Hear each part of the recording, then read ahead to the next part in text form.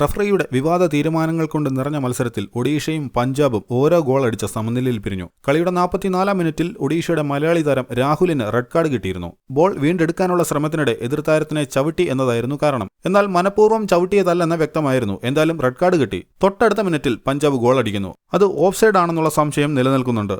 അങ്ങനെ ഇടവേളയ്ക്ക് പിരിയുന്നു. 51-ാം മിനിറ്റിൽ ഇസാക്ക് റാൾട്ടെ ഒഡീഷയ്ക്കായി സമനില നേടിയെടുക്കുന്നു. ഇടവേള സമയത്തും മത്സരം അവസാനിച്ചതിന് ശേഷവും ഇരു ടീമിലെയും താരങ്ങളും കോച്ചുമാരുമൊക്കെ കൊമ്പ് കോർക്കുന്നതും കാണാനായി. ഈയൊരു മത്സരഫലം ബ്ലാസ്റ്റേഴ്സിന് ആശ്വാസമായിട്ടുണ്ട്.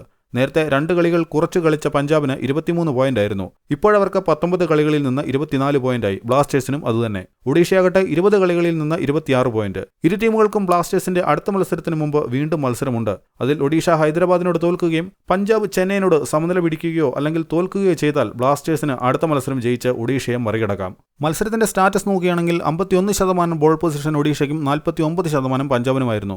7 ഷോട്ടുകൾ ഒഡീഷയും 17 എണ്ണം പഞ്ചാബും അടിച്ചു. ഓൺ ടാർഗറ്റിലേക്ക് ഒഡീഷയുടെ 3-ഉം പഞ്ചാബിന്റെ 4 ഷോട്ടുകളാണ് ഉണ്ടായിരുന്നത്. 20 കളികളിൽ നിന്ന് ഇപ്പോൾ 26 പോയിന്റുമായി ഒഡീഷ 7-ാം സ്ഥാനത്തും 19 കളികളിൽ നിന്ന് 24 പോയിന്റുമായി പഞ്ചാബ് 9-ാം സ്ഥാനത്തുമാണിപ്പോൾ.